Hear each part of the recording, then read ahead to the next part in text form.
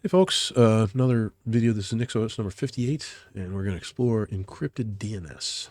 And just right off the rip here, this script, this talkie script over on the left-hand side will be available in the link in the description.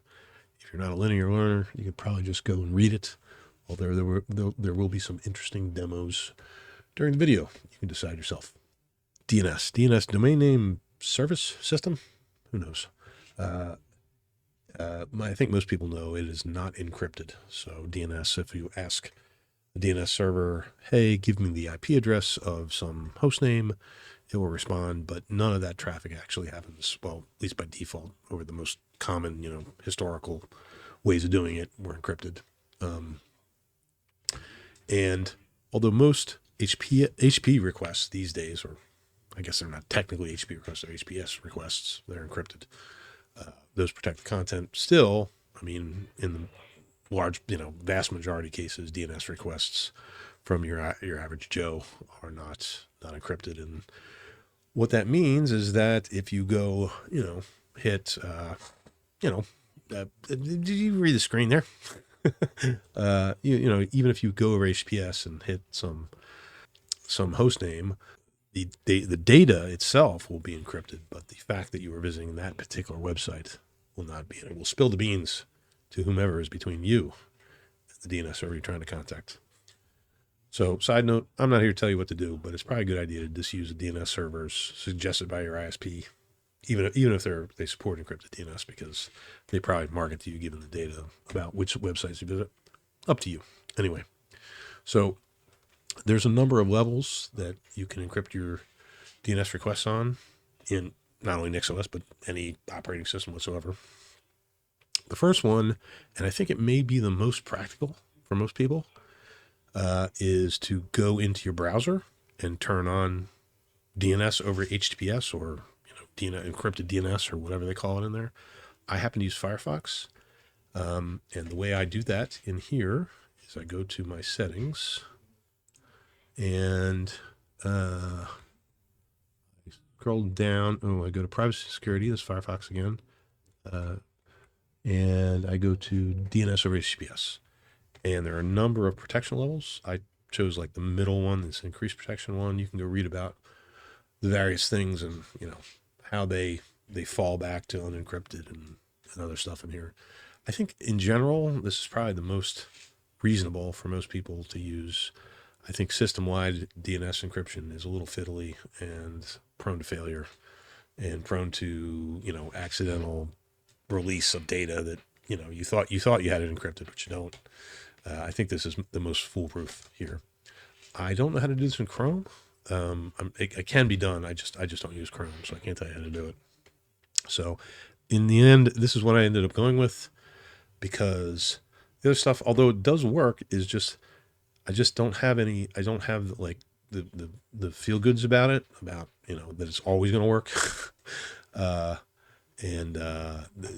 browser gets me most of what I need. But in any case, if all you care about is encrypting your web traffic, then the browser means something. But if you want to go here and you want to, encrypt the fact that you're pinging Ford.com or something here, you're not anything outside the browser will not have encrypted DNS requests.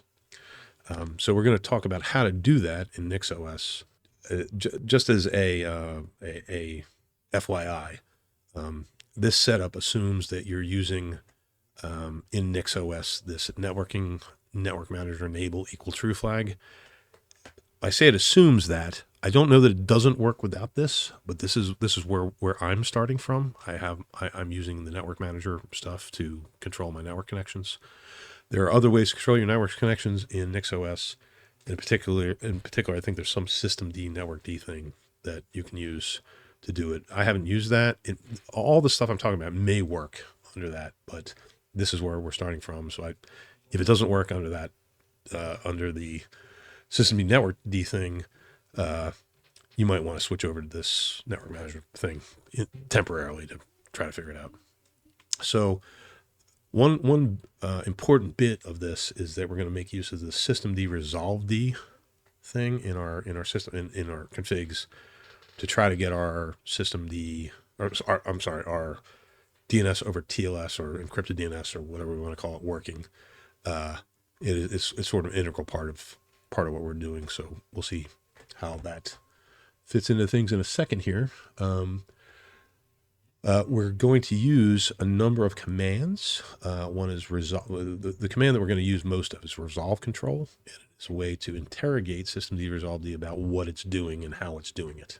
And the two most important commands are resolve control status, which gives us a status about how it's configured, and then resolve control query, and then a host name that tells us, hey, I'm going to try to get you the IP address of this host name.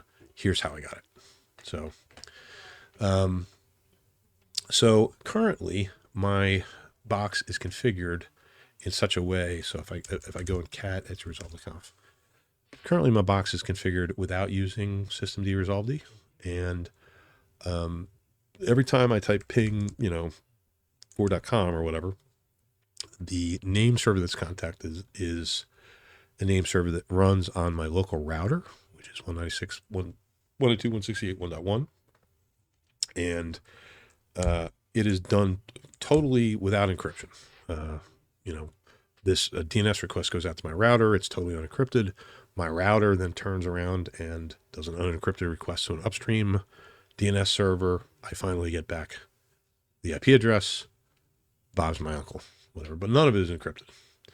So we can change this in a number of ways. So the first way I have to do this is, what I'd like to do is change things so that when I ping 4.com, it is encrypted, right?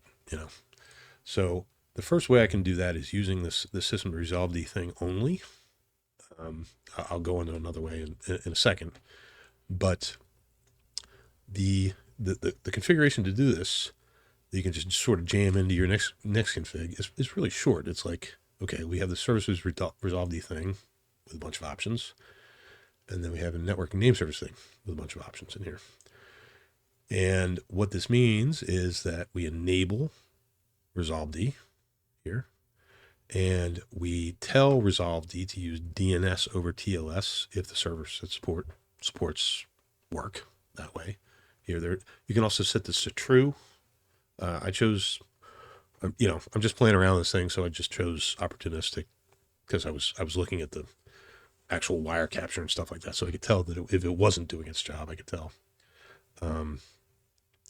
We tell it to use DNSSEC here, which is, I think what it is that the server that responds to us validates that it is indeed the owner of the data involving the server somehow. I don't understand it entirely, but it works. So, and then we do this sort of like a little bit like outside of the lines configuration here, just to enable multicast DNS and LLMNR resolution for local name requests. And LLR, what does it even stand for? It means local link something. And it is what gets contacted when we do ping, John, something like that. LLMNR is what is going to try to resolve John here. Multicast DNS is very similar, but it is when we try to type john.local, literally .local, whatever. Multicast DNS will try to resolve that for us. So we're telling systemd resolved to please, yes, enable multicast DNS and LLMNR resolution for local name requests. We're telling it to only try to resolve those things, not try to respond when somebody asks, when it sees some multicast thing come over the network, don't try to respond on our behalf, but just resolve those requests for multicast DNS. But for LLMNR, we say it true. The reason for this is because I also have Avahi enabled, which does multicast DNS responding. So this is all a little bit sketchy here, but it does work. So in any case, the other thing we have here is just a normal sort of NixOS thing, which is naming our name servers. And these are all name servers that I think, I'm not entirely 100% sure, don't take it to the bank, but I think all these DNS servers do support DNS over TLS. So I think anytime they're contacted, if it tries to contact them over TLS, it'll work. So let's change to this configuration. So as you saw, I just have this very basic setup where it trusts the reason that etsresolve.conf has this name server in it is because it got it through DHCP, when I enabled my network thing. And we're going to run NixOS rebuild such that we activate the configuration that has this stuff in it here. And let's see, I have a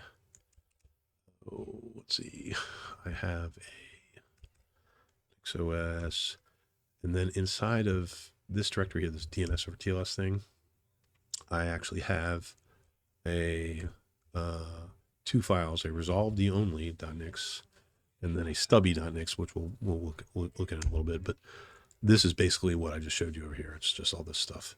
And I've just factored it out in such a way that if I go to hosts, I think Nix 512, which is this host right here, I can just enable it, and then I can run NixOS rebuild switch, for which this Swinix thing is just an alias. It just runs NixOS rebuild switch, so don't worry about it too much. We'll wait for it.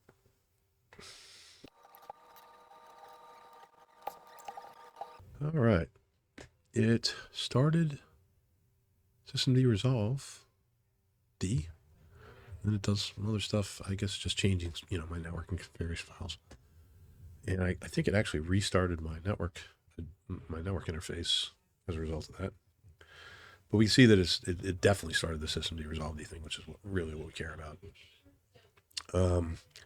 And at this point, we can take another look at our resolve.conf file. We notice it's changed. It's pointing, our name server is no longer 192.168.1.1. It is 127.0.0.53, which is a IP address that will resolve to this machine, this local machine here. And that is where systemd is running its systemd resolve D program on port 53. So we know that it had an effect. So now let's see if we can resolve anything anymore. So at this point, we're no longer contacting my local router for name resolution. We're just going to contact our local host on this systemd resolve D thing. Let's see if we can resolve any name whatsoever. Let's just say apple.com. Indeed, we can. Okay. Look at that. Different IP addresses every time, or different host names every time. That's craziness. That's crazy. Okay. I don't understand. I don't understand that. It's cool though.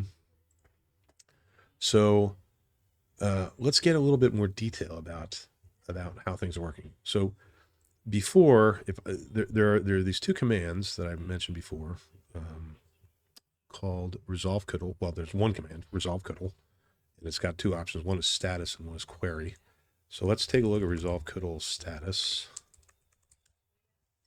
And at this point now, we can see that it basically is mirroring what we told it to do. We're saying resolve multi-DNS, opportunistic DNS-over-TLS. Yes, please use DNSSEC.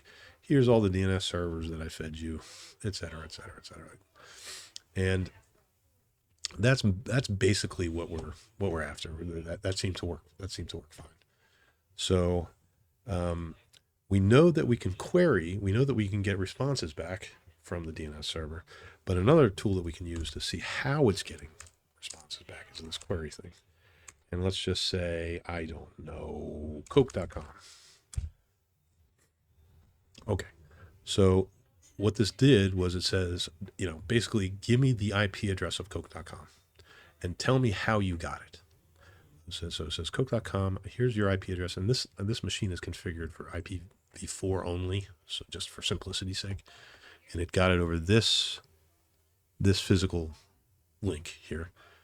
Got it so much time. Data was authenticated. No, don't know what that means.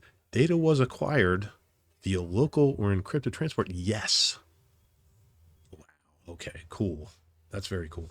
So it's telling us that it got that result back via, basically saying it got it over DNS via TLS.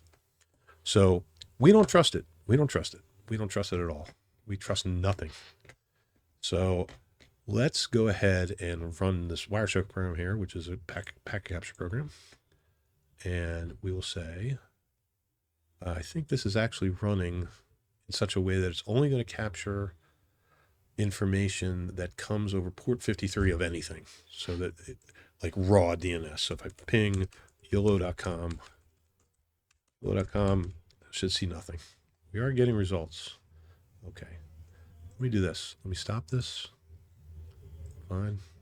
And I'm going to disable this capture filter, which limit us to only seeing things on unencrypted DNS.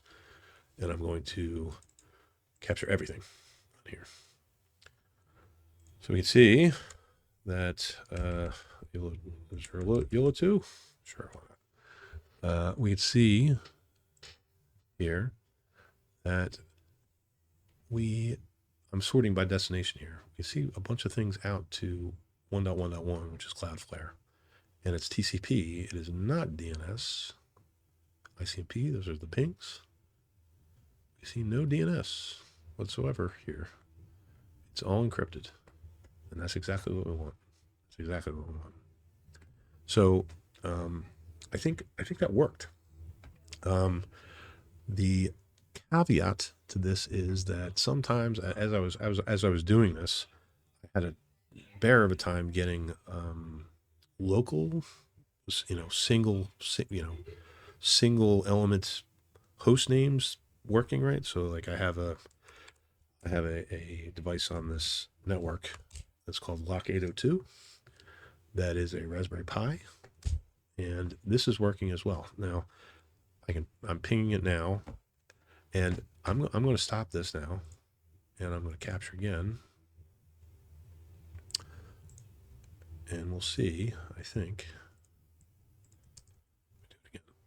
Hopefully it'll do the right thing. Stopped it. Let me stop this. Sort by destination. ARP. But we do have DNS queries.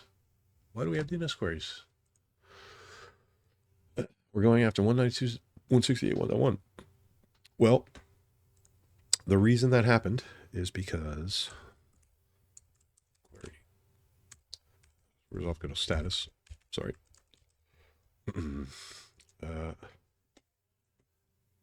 We have our LLMNR and our MDNS things configured here.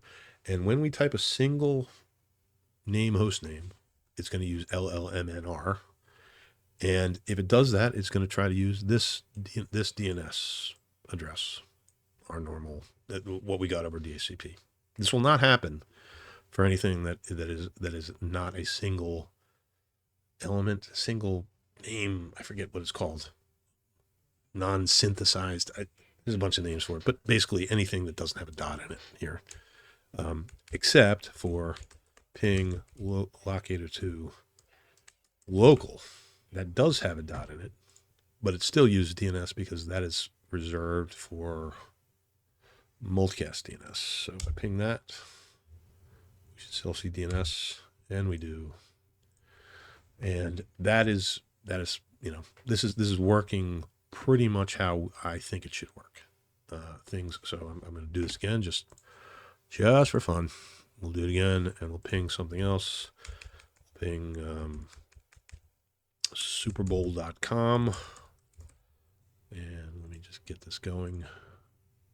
Saving. Control C. Stop this. We'll see if any destination is 192.168.1.1. It is not.